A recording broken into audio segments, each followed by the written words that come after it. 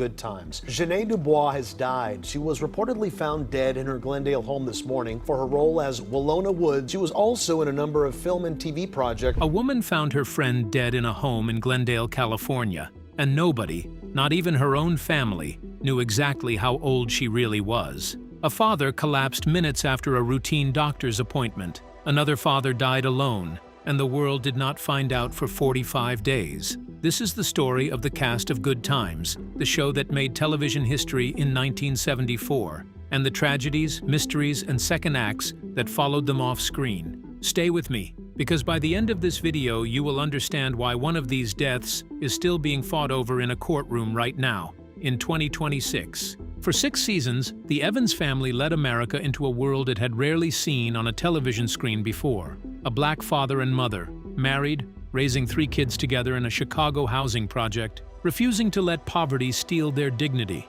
It was funny, it was proud, and underneath every joke, it was fighting for something bigger than ratings. That fight didn't stay on the screen. It followed the people who lived at home, and in some cases, it followed them all the way to the very end of their lives. Before we start, tell me in the comments, which character from Good Times hit you the hardest when you found out what really happened to them? Now let's get into it. If you're new here, hit subscribe and turn on notifications, because we cover the real stories behind the classic television families you grew up watching, and this one gets heavier than you might expect. Number 1. John Amos, the man who played James Evans Sr., the father who held the Evans family together. When Good Times debuted on CBS in February 1974, it made history as the first American sitcom built around a 2-parent black family. John Amos was the reason that family felt real. James, where's the job? Oh, baby, the good job is good for 1 year, $500 a week. Let's go eat. James! He played a proud, hard-working father determined to keep his wife and 3 children fed and together, even while the world around them in a Chicago housing project tried to tear them apart. Amos left the show after its 3rd season, reportedly clashing with producers over the direction of the writing, particularly the growing focus on Jimmie Walker's comic character at the expense of the family's more serious storylines. A decision that changed Good Times forever, and one the show never fully recovered its original balance from. But that was only the beginning of his story, not the end. He went on to appear in Roots, one of the most watched miniseries in television history, The Mary Tyler Moore Show, The West Wing, and alongside Eddie Murphy in Coming to America and its sequel decades later, proof that his career far outlasted a single sitcom role. Here is where the story turns dark. John Amos died on August 21, 2024, at Centinela Hospital Medical Center in Inglewood, California, at the age of 84. John Amos, best known for his starring role in Good Times and the TV miniseries Roots. Amos passed away at 84. His death certificate listed the cause as congestive heart failure, with no other significant conditions contributing and no autopsy performed. But here is the question that should stop you cold. Why did the world not learn he had died until October 1st, more than 6 weeks later? Somewhere in that gap, a family was unraveling, and the public had no idea anything was wrong. His daughter, Shannon, says she found out her father was gone from a media report, the same way you might have. On Instagram, she wrote that her family was devastated and left with many questions about how this happened 45 days ago. His son, Casey Amos, was the one who eventually made the announcement, and he claims the delay was John's own wish, so that Shannon could not, in his words, turn the death into a circus. What do you think? Is that grief being managed with dignity, or something else entirely? Because there is more, and it goes back further than most fans realize. For years before his death, Shannon had accused her brother KC of isolating their father from friends and family, mishandling his finances, and even impersonating him in text messages and emails. She claimed that around 2019, KC began shuffling their father between locations, monitoring his communications, and cutting him off from longtime caregivers, grandchildren, and decades-long friends. KC denies every claim, calling his sister's accusations a campaign to make him look unfit. Police investigated the allegations of elder abuse and closed the case in 2024 without finding evidence of wrongdoing, calling it a family dispute. John himself, in a statement released while he was still alive, called the elder abuse claims false and unmerited, and defended his son as a caring, thoughtful human being. But after John's death, the fight only escalated, and it turned from a family argument into a legal war. Court filings later accused KC, along with the actor's caretaker and a close associate, of exploiting Amos, ignoring his medical needs, and manipulating him into signing new wills, trusts, and powers of attorney that handed over near-complete control of the estate. The petition claims that in his final hours, Amos was suffering severe abdominal pain, and that his caretaker delayed getting him to a hospital until it was too late, and that when she finally did, she told doctors she was his daughter. 9 days after he passed, his son had him cremated, without a funeral, and reportedly without notifying the rest of the family. Shannon has said she still isn't ruling out foul play. That estate battle, with accusations of elder abuse, fraud, and even wrongful death, is still unfolding in the courts. As of this year, 2026, a man who played television's most beloved, most stable father spent his final years at the center of a real-life family war that his death didn't end. It only made public. Does that change how you see the character he played? Let us know in the comments. Number 2. Esther Rolle, the woman who was the soul of the entire show. Esther Rolle played Florida Evans, the matriarch who refused to let poverty define her family's dignity. Here's a detail most fans never knew. Florida Evans wasn't originally supposed to have a husband on screen at all.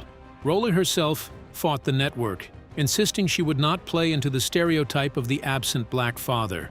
"I told them I couldn't compound the lie that black fathers don't care about their children," she once said. Because of her, James Evans existed.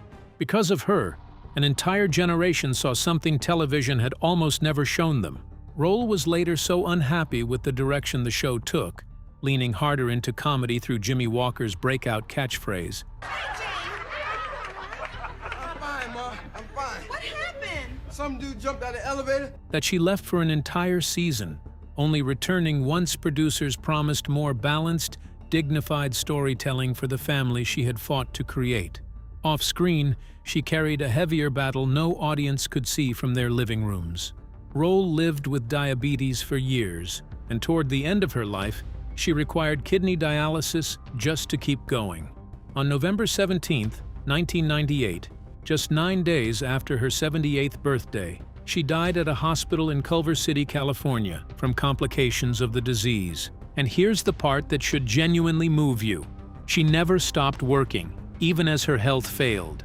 Her final film, Train Ride, was shot in 1998, the very year she died, and it wasn't released until 2 years after she was already gone, meaning audiences were still watching new performances from a woman who had already passed away. She had already won an Emmy for Summer of My German Soldier, appeared in the Oscar-winning Driving Miss Daisy, Esther Rolle, Summer of My German Soldier.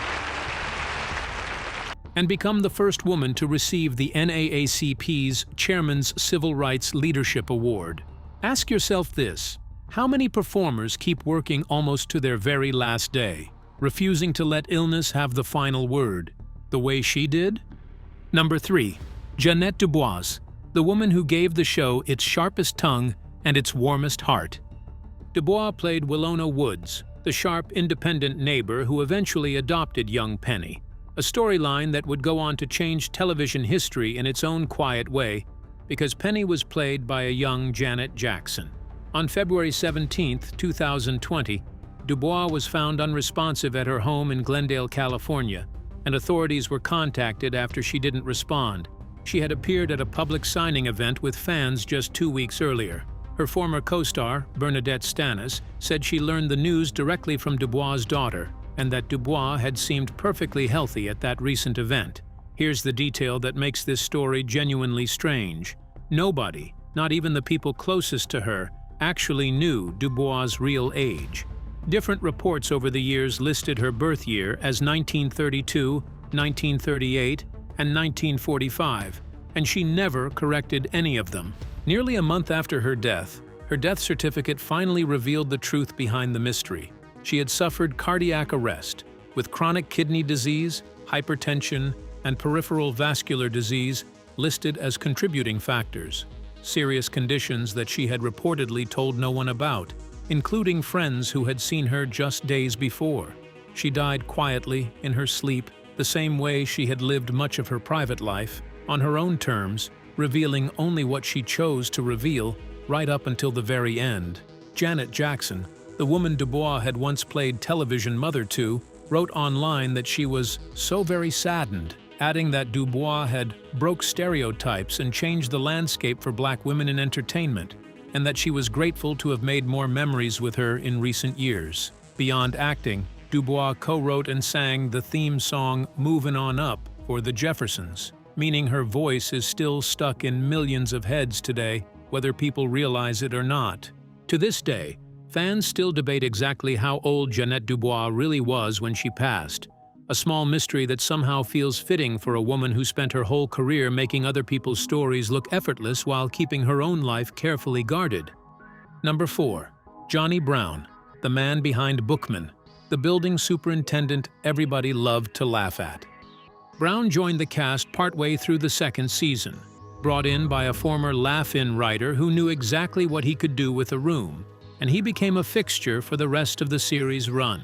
Before Good Times, Brown had already built a full career, discovered by Sammy Davis Jr., performing on Broadway, and spending 3 seasons on Rowan and Martin's Laugh-In, a role so demanding it actually cost him the chance to play Fred Sanford's son on Sanford and Son. On March 2, 2022, Brown was leaving a completely routine doctor's appointment in Los Angeles. He had simply gone in to have his pacemaker checked, nothing more. Shortly after he walked out the door, he went into sudden cardiac arrest and collapsed on the spot. He was rushed to a nearby hospital, where he was pronounced dead at 84 years old. His daughter, actress Sharon Catherine Brown, said the family was beyond heartbroken, writing that he had been literally snatched out of our lives, and that it still didn't feel real. No warning, no illness anyone saw coming, just a checkup that turned into a final goodbye within the same hour. It's the kind of death that makes you want to call the people you love right now, just to hear their voice one more time. Have you lost someone the same sudden way? Tell us below. Now let's talk about who is still here, because this story isn't only about loss, it's also about survival, reinvention, and legacy. Number 5. Jimmie Walker, the man who turned 2 words into a piece of American pop culture. Walker played J.J. Evans, the aspiring artist whose catchphrase, "Dynamite," Aren't you glad you let your fingers do the walking? Cause you got kids dynamite? became one of the most quoted lines of the entire decade, plastered on lunchboxes, t-shirts, and playground impressions across the country. After the show ended, Walker struggled to escape the shadow of that single phrase, a challenge many breakout sitcom stars face, where the character becomes so much bigger than the actor that casting directors can no longer see past it. Rather than fight it, he returned to his roots in stand-up comedy, the craft his entire career had actually started in before Good Times ever existed. Now in his late 70s, Walker is still active, still touring clubs, and still willing to talk candidly about the show's complicated legacy, including the real, well-documented tension that existed on set between cast members like Esther Rolle, who wanted the show to carry more social weight, and a network that often wanted bigger, easier laughs. That tension, in many ways, is the same tension that eventually pushed John Amos off the show entirely. Isn't it wild that a single phrase from a sitcom canceled in 1979 is still instantly recognizable to people who weren't even born yet? Number 6. Bernadette Stanis, the actress who played Thelma, the Evans family's only daughter.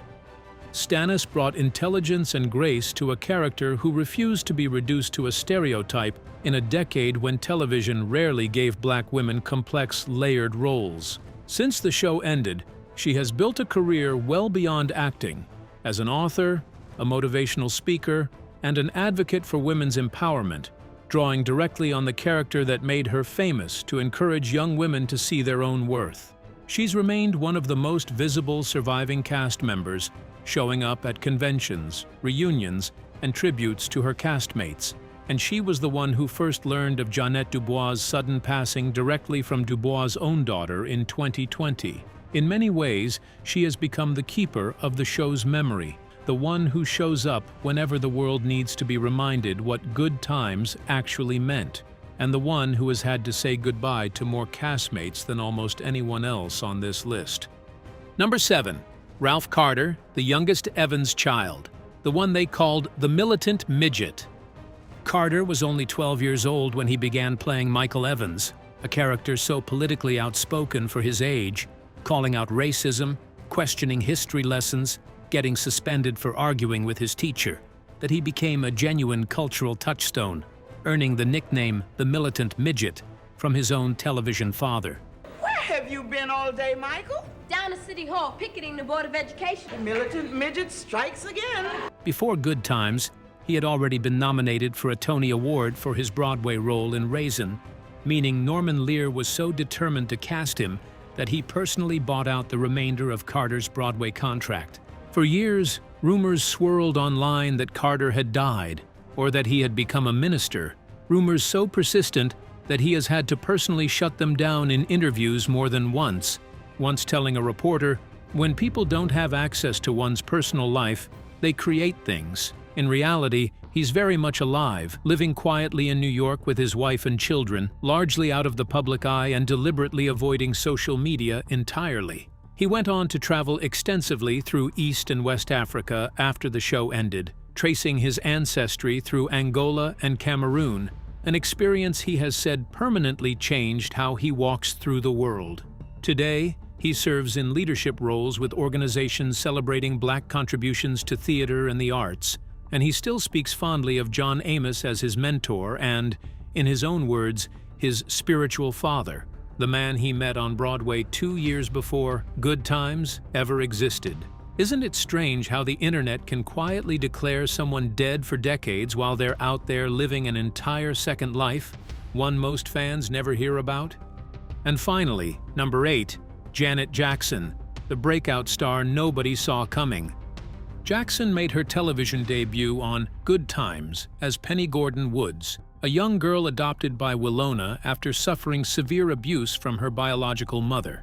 A storyline so intense that fans who grew up watching it still describe specific scenes decades later. It was Ja'net Dubois, her on-screen mother, who became a real, lifelong friend off camera, a bond that lasted long after the cameras stopped rolling. Jackson would go on to become one of the most successful recording artists in history, and she never forgot where she started. She even cast Dubois in her 1986 Control music video, years after their scenes together on Good Times, bringing their television family full circle in her real career.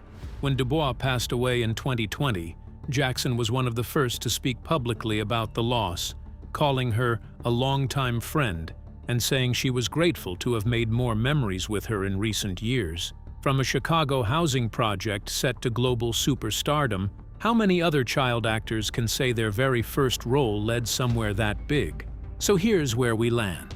Of the 8 people who brought the Evans family and their world to life, 4 are gone. 2 from illness, the world watched them fight for years. 1 from a sudden collapse nobody saw coming on an otherwise ordinary day, and 1 from a death still tangled in a court battle over what really happened in his final months. A battle that is, right now, unresolved. The rest are still out here, touring comedy clubs, writing books, mentoring young performers, leading cultural organizations, and in one case, still one of the most successful recording artists the world has ever produced. Good Times was never just a sitcom about a family scraping by in a Chicago housing project.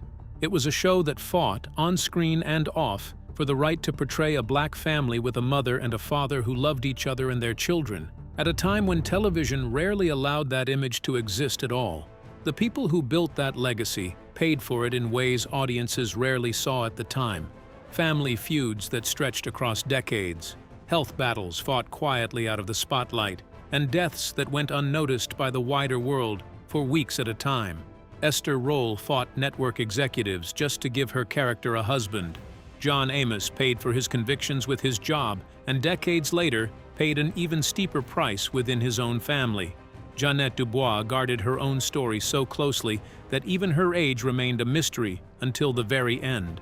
And yet, despite all of it, Good Times is still in syndication today, more than 50 years after it first aired in February 1974, still finding new fans who have never lived through a single rerun's original broadcast, and still sparking conversations like the one you're watching right now. That's the strange power of a show built on real struggle. It doesn't fade because the truths inside it never stopped being true. Now it's your turn. Which cast member's story surprised you the most? Was it John Amos and the family battle that's still playing out in court right now in 2026? Was it Ja'net Dubois, dying with a secret even her closest friends didn't know? Was it Esther Rolle, still working right up until her very last year?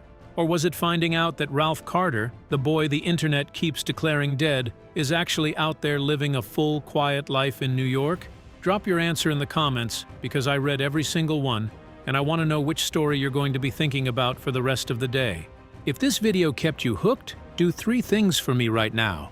Smash that like button so this story reaches more people who grew up on this show. Subscribe and turn on notifications for more deep dives into the real stories behind the sitcoms and families that raised us, and drop a comment telling me which classic show you want covered next. We read them, and a lot of these videos exist because you asked. Thank you for watching all the way to the end. That means you actually care about the people behind the characters, and that's exactly the kind of viewer this channel is built for. I will see you in the next one.